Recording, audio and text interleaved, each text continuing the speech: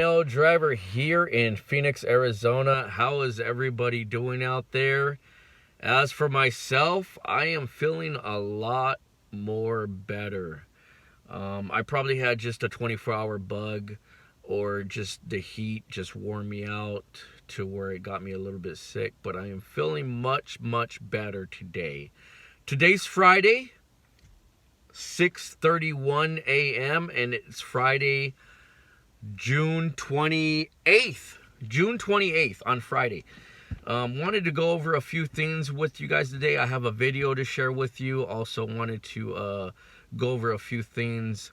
Had an okay day in the valley. I am not done for the day, actually. I'm still going to be going out some more later on today. But wanted to share a few things with you. And take a look at what's going on in Tempe, Mesa, and I believe Gilbert. I'm not too sure, but check this out anyways. I'm going to take these off because I am going to do a little bit of reading. So check this out. So look what we have here. This is in Phoenix. Actually, this is in Tempe, Gilbert, Mesa, and Chandler, I believe. A partnership between autonomous vehicle company Waymo and ride-sharing provider Lyft launches in the Phoenix area on Thursday, which was yesterday.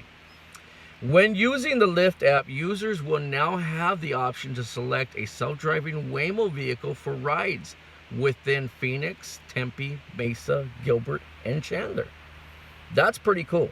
So if you're in that designated area, it would pop up in your Lyft app that you would have the option to take that Waymo van, the self-driving. 10 autonomous vehicles will be in service through the partnership. Waymo, which started out as Google's self-driving car project, launched its own commercial self-driving ride-hauling service in the East Valley in December. So they came out in December doing test runs, test drives. Not too sure if they were doing any business. Haven't heard about that, but they were doing test drives.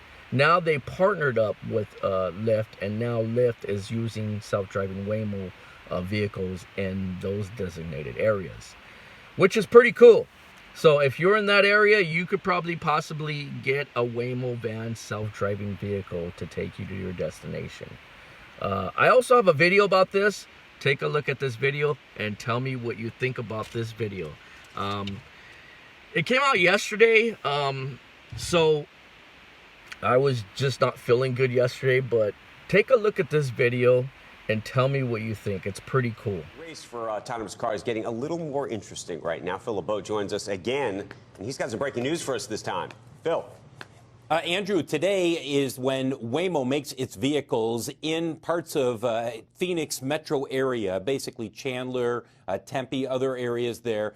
Their vehicles are now going to be part of the Lyft rideshare program out there. So if you are a Lyft customer, we were out there over the last couple of days to see how this would work. If you are a Lyft customer within this geofenced area and you call for a vehicle, well then you have the option potentially to have a Waymo autonomous minivan pick you up. And as we've been out there in the past, we've seen that we're seeing more and more of these minivans. So when you look at Waymo out in Arizona, keep in mind, here's what you're looking at. They have now got their vans that have been testing for some time out in the Phoenix metro area. They also have 1,000 early riders. These are people who are pre-screened who said, look, I'll get in these vehicles. And then you've got Waymo One, Waymo's own ride-sharing, autonomous ride-sharing company. But the fact now that they are making some of their vehicles, yes, there is a safety driver there in the driver's seat, but they are not driving the vehicle. The fact that they're on the Lyft platform, guys, as you take a look at shares of Lyft and Uber,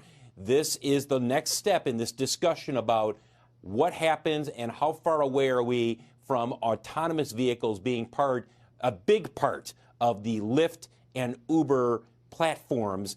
We're a long ways from that, guys, but this is the beginning of, we're going to see more of this in other cities in the years to come as they expand these opportunities. Bill, I have three very quick questions for you. First, What I noticed on the screen was it said free. Is that always free, or was that? Are they No, that's because discounting the opportunity to be in these that was, cars relative to other cars?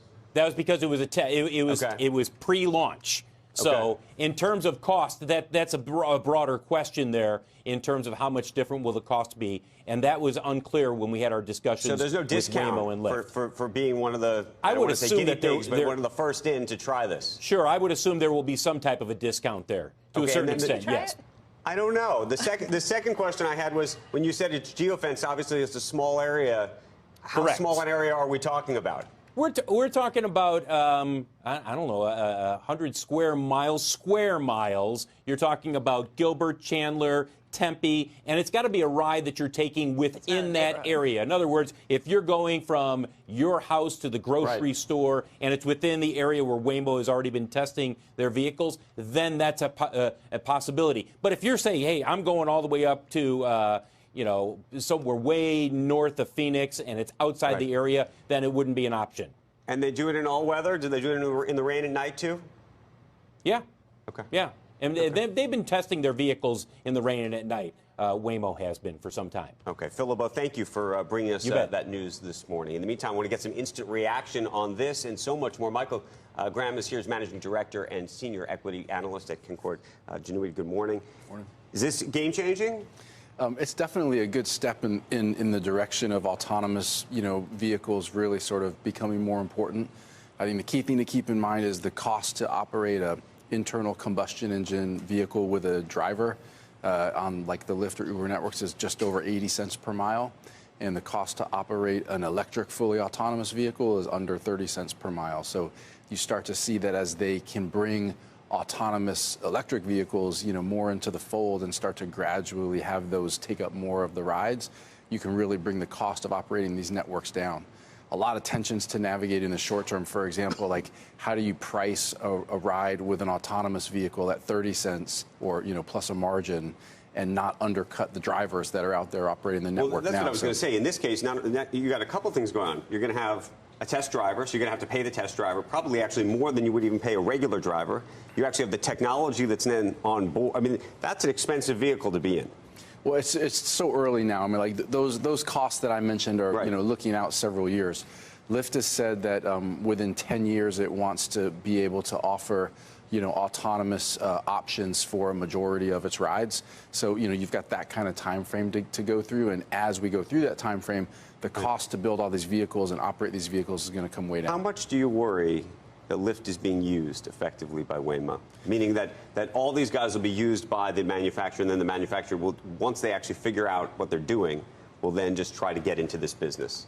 I think the hardware is way more at risk of being sort of commoditized and jeopardized than the network. The network is about building liquidity of riders, bringing in a lot of data so that you can price the rides and get the car to the right place at the right time. That's my mind. And you don't think that Waymo is getting to collect all of this along the way? Well, Waymo's got a ton of data as well, and it's probably a good next step for them to launch a network too. You buy Lyft and Uber at these prices? Definitely. I think they're in the very early days of just massively disrupting transportation. I think they're going to be leaders for a long time. UNL driver here, back from that video. Waymo partnered up with Lyft. What do you think about that? If you are in that designated area, you do have the option to select a Waymo self-driving van. I think that's pretty cool. Some people would do it, some people won't.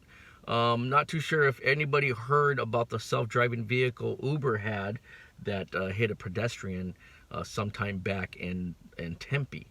Yeah, so they're not out here no more. The self-driving vehicles with Uber, those were pretty cool self-driving vehicles as well, but did hit and killed a pedestrian in Tempe. So some people will probably take those, some people probably won't. I know I probably will not take a self-driving vehicle due to the fact I am a driver, and I just don't trust them.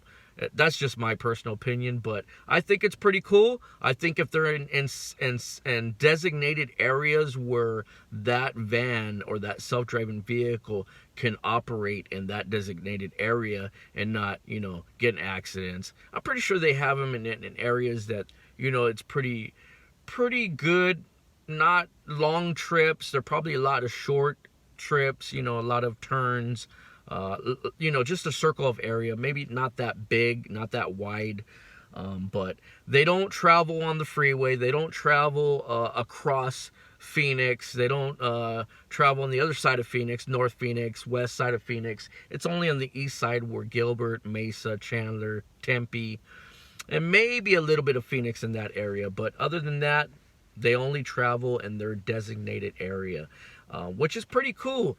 Waymo is a pretty cool self-driving vehicle van that Lyft drivers will have the option to request those if they're in that designated area. So pretty cool video. You guys know what to do. Give it some thumbs up. Subscribe to my channel. Share this video. That would be cool. So other than that, oh yeah. Peace out.